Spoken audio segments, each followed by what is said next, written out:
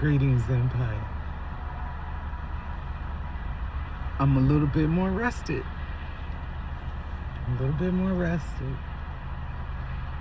I actually, you know, am a very early riser, so I like the fact that there are restaurants around here open up. Well, actually, I went to the Waffle House and it's 24 hours, so it's really nice because it was packed out when I was in there. It was packed out. It's at 6 o'clock in the morning. So yeah, it's only noon, and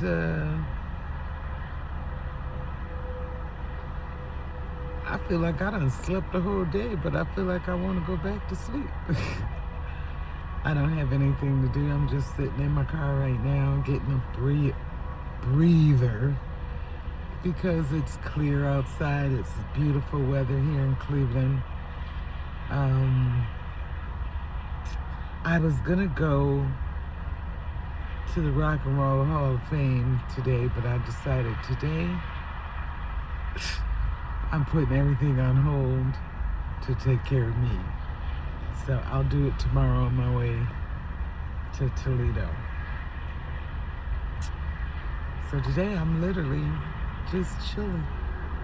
I'm in my car listening to a story. There's a nice breeze. And you know what else I'm doing. So, you know, I'm just chilling, relaxing, and taking care of me. And this is where I learn how to breathe, you know, as far as, you know, I bring in my positivity, my peace, and I exhale all negativity, anything infectious in my mood or attitude. I cleanse my chakras.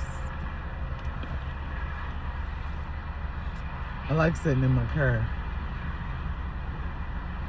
You've ever had a period in your life where you didn't have a car or you didn't drive nice cars? I mean, because I drove hoopties for years and years.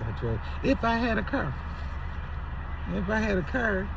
more than likely it was on one leg. You know, I done drove cars. I know how to hoopty a car. I know how to get up under the car with some duct tape and a wire hanger and hook up the muffler or the exhaust pipe, or you know, I done figured out a few things. When you got a hoopty, you got to figure out some stuff, you know. So I no longer drive hoopties. No, I'm thankful, very grateful that I'm blessed to drive nice cars now. And so sometimes, though, I do sit in my car and I'm just thankful because I remember not having a car. I remember not just driving the bus, but having to take the bus. I remember. So I'm thankful. And sometimes I just take the moment. And that might not seem like nothing to nobody else, you know, but I'm thankful that I'm no longer walking, taking the bus, or driving a hoopty. I'm thankful. It's a little thing, but it's making my day right now.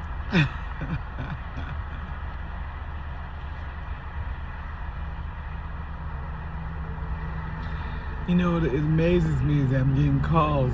People are saying, "What are you doing today? What are you doing today?" And when I said nothing, you know, we have a problem with doing just nothing. I don't know if it's a cultural thing because, you know, we've been told that we're lazy and all of that. But, you know, I no longer live up under none of that stuff. I don't care what they say about me. See, you can label me your labels mean nothing to me. Mean absolutely nothing to me. You're not gonna stop how I move and how I flow, because I don't care nothing about y'all traditions and your legalistic bullshit and how you feel about this and how you feel about that. All I care about is what's right and what's wrong. You know, I treat everybody with love, but I'm not living under anybody's mindset but my own. And I'm free. I'm free and understand who I am. And the best thing, I know the power that's in me. And the best way for me to take care of myself, to take care of my tempo and the power that's in me, is to take care of myself. Take care of myself. So, yeah, you all, you see me right now because I'm in my take care of myself season. I just turned 60. Literally, I just turned 60, and I decided that this year it's all about me. I'm going with Natalie. I'm gonna be singing Natalie Nunns, doing what I want, when I want. I'm gonna be singing Natalie Nunns song. I'm going where I want to go, and I'm doing what I want to do. I'm not answering to nobody. I don't have nobody to answer to as long as the princess is taken care of. I am outside. I done spent 15 years inside, and I'm free now. See, y'all don't understand what done happened in the past 15 years. You just see me online. You don't know that I've lived in a virtual prison of caregiving.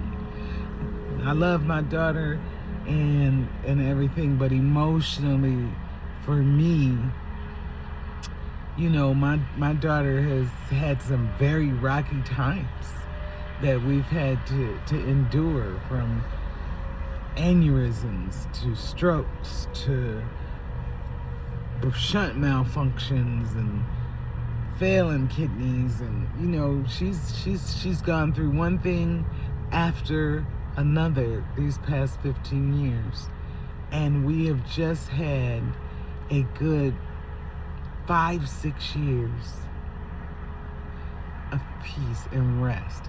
But it took all that time for me to get to rest, because when you live like that, it doesn't matter how good it looks like everything is going, you're waiting for the next catastrophe to happen. I don't care if it's good. You can't even enjoy the moment, because you're waiting for that next disaster. You're waiting for it. I know what living like that is like. So I've trained myself to live in the moment. To live in the moment. So, yeah. I understand everybody's not free to be like I am. And everybody can't even do what I do. You don't even have an interest in doing what I do and how I do it. My thought is for you to take the time to get to know you and understand what it is you like to do to reset your mind, to reset your energy, and sometimes just reset your entire life. What do you like to do? What do you do? What brings you alive? Because sometimes you can get stuck in life. You don't just have to be, it's not an age thing. You can be in your 20s, and I was stuck in my 20s. I went through a period of being stuck in my 20s after I got divorced. That's something that's like a death, going through a divorce. And as a woman, if you didn't prepare, see, the difference between men and women in divorce, when a man wants a divorce, he already got another plan. When he comes say you want a divorce, he got another plan, because he been working on this for a while. And you caught by surprise. So it just shatters you. You caught by surprise. And that's not all men, because some women do plan out too. But I didn't. I was young. I was young. But I do know that my husband was a type of man. He was African. He was from Ghana, a Shanti tribe.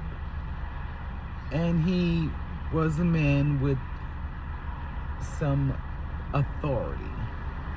And I don't know what his story in Ghana was. I only heard bits and pieces, but I know in Nigeria he had military authority. And in Liberia he had military authority. So here he was a Bronx police officer. Decorated, of course. Who knew? Who knew? Shit.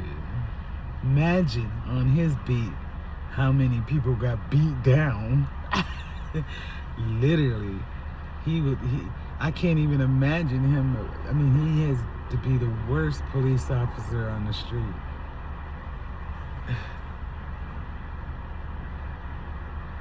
Because he was a violent person.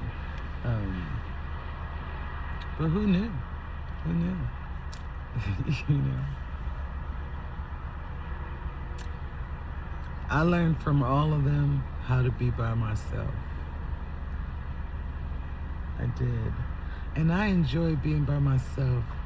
We like I said, we've been told we're lazy and all of that, and we don't appreciate stillness and quietness. But, you know, I recall a scripture in the Bible that says, in quietness and stillness should be my strength, or my confidence, you know. And so you practice that. You practice that. There are times when I really look forward to being alone, just me and the Most High. Just my insides, just resting and being renewed. My mind resting and being renewed. I get to read books. I get to listen to stories. I get to explore new music. I don't have to answer nobody. I'm so free in these moments, you know. I'm so free in these moments that there's nothing like it to me. Now, I just happen to be in Cleveland where I'm around family I haven't seen in a while. So I'm taking these moments because I got, you know, my cousins are coming. They coming through. I got one coming through in a couple hours, so it's not going to last. It's not going to last because I'm here till tomorrow. And so this little moment where I can just chill, breathe, and be one in alignment with myself and the Most High. You know, I love this moment that I'm in right now. And it's pretty out here. The weather is nice. Learn to enjoy you. Don't be afraid of the quietness and the stillness. See, I'm about releasing myself from all negative stereotypes. And I don't have to live. See, it only has to bother you or affect you if you accept it. I don't accept nothing nobody say about me but love. If God ain't say it, it ain't true. Because I'll tell you who I am. I don't need nobody to tell me who I am. Well, I'm 60 years old. If I don't know now, if I'm still confused now, there ain't no hope. There ain't no hope. But I know exactly who I am. I know exactly what it requires to be who I am. And that's what you have to learn about you. What does it require for you to be the best you can be?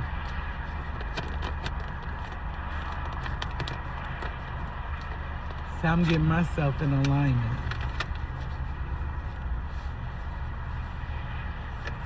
Getting myself in alignment. First of all, I needed this break.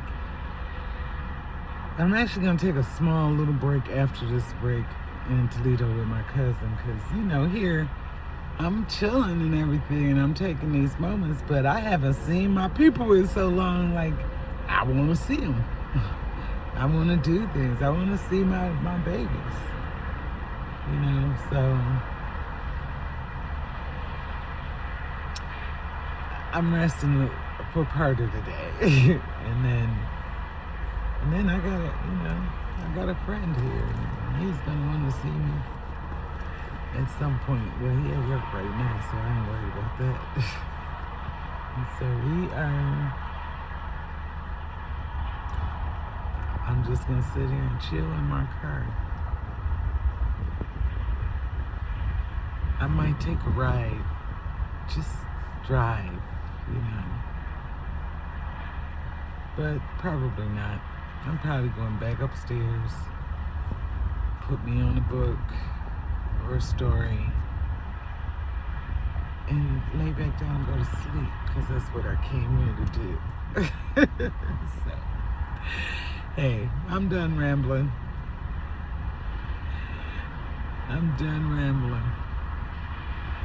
You all have a great rest of your day. I'll see you again later.